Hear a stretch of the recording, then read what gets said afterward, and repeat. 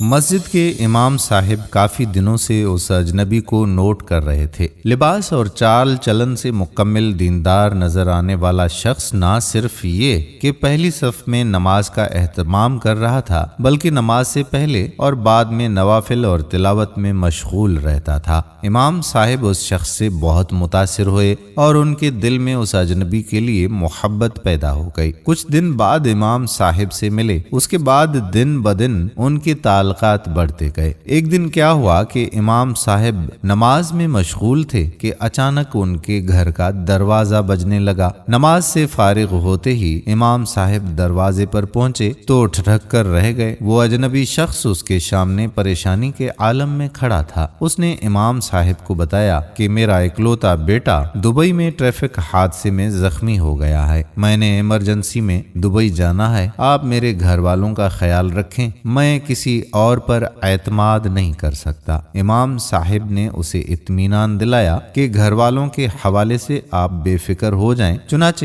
وہ چلا گیا اور امام صاحب اس کے گھر کی دیکھ بھال کرنے لگا۔ 10 دن کے بعد اس شخص کی واپسی ہوئی۔ اس نے آتے ہی یہ کہہ کر امام صاحب کو باہر بلایا کہ وہ کسی اہم مسئلے کے بارے میں امام صاحب سے مشاورت کرنا چاہتے ہیں۔ امام صاحب ان کے پاس پہنچے اور دونوں بیٹھ کر بات چیت میں مشغول ہو گئے۔ اس اجنبی نے امام صاحب کو مخاطب کر کے کہا کہ دبئی میں میرا کاروبار خطرے میں ہے، آپ کو تو پتہ ہے کہ میرا بیٹا زخمی ہوا ہے، وہ اکیلے کاروبار نہیں چلا سکتا، مجھے ایک بااعتماد شخص کی تلاش ہے جو میرے بیٹے کا ساتھ دے کر ہماری مدد کرے۔ کچھ دیر بات چیت کا سلسلہ جاری رہا، پھر اجنبی نے امام صاحب سے کہا کہ اس کام کے لیے آپ کا بیٹا ہی میرے لیے بہتر رہے گا۔ امام صاحب پہلے تو انکار کرتے رہے، مگر اصرار جب حد سے بڑھا تو اجنبی کی بات ماننی ہی پڑی۔ کچھ غور و فکر کے بعد اس بات پہ اتفاق ہوا کہ امام صاحب کا بیٹا پڑھا لکھا ہے اور بے روزگار ہے، اس کو بھیج دیا جائے۔ چند دن بعد پاسپورٹ تیار ہوا اور کچھ دن بعد امام صاحب کا بیٹا دبئی کے لیے روانہ ہوا۔ جانے کے کچھ دن کے بعد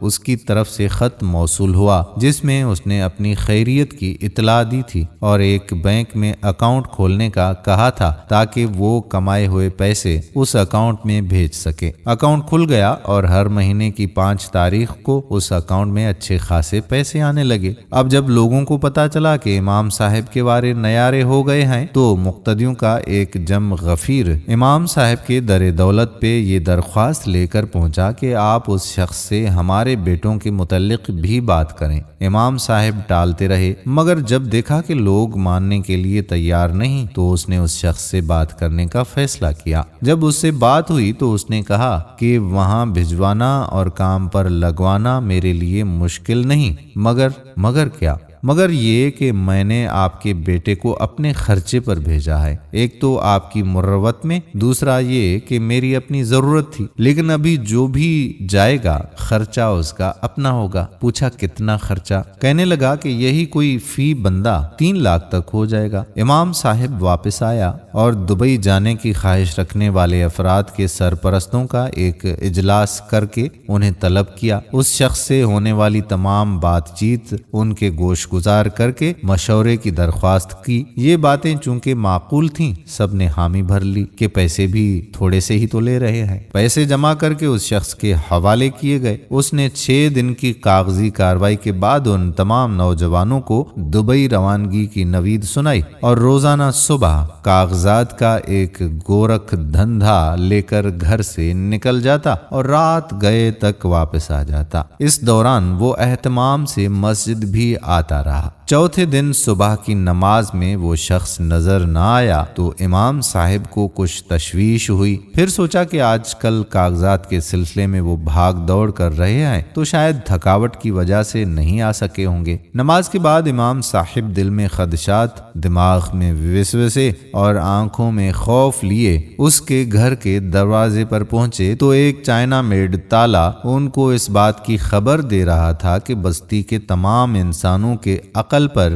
تالا لگ چکا ہے۔ امام صاحب کے ہوش و حواس اڑ گئے اور بدحواسی کے عالم میں سیدھے مسجد پہنچے۔ اعلان کر دیا کہ بستی کے عقل مند لوگوں، تم سب کا بیڑا غرق ہو چکا ہے، اعلان سننے کے بعد کئی محلے دار مسجد پہنچے۔ سوال و جواب کے بعد انہیں ماننا پڑا کہ ایک بہروپیہ ان سب کو چونا لگا کر غار میں روپوش ہو چکا ہے۔ اس کے بعد بستی میں مایوسی کے بادل چھا گئے۔ اب مسئلہ تھا امام صاحب کے بیٹے کا کہ وہ کہاں کس حالت میں ہے۔ کسی کو کچھ معلوم ہی نہیں تھا، کیونکہ یہ بات بہت پرانے دور کی ہے جب نہ کوئی موبائل تھا نہ ہی ٹیلی فون۔ امام صاحب مقتدیوں کے دباؤ اور بیٹے کے غم میں نیم پاگل ہو چکا تھا۔ اس دن سب لوگ محلے میں بیٹھے ہوئے تھے تو یہ دیکھ کر سب کا ترہ نکل گیا کہ امام صاحب کا بیٹا کسی تھکے ہارے مزدور کی طرح پاؤں گھسیٹتے ہوئے ان کی جانب آ رہا تھا۔ اس سے جب پوچھا گیا کہ آپ اتنی جلدی دبئی سے کیسے آ گئے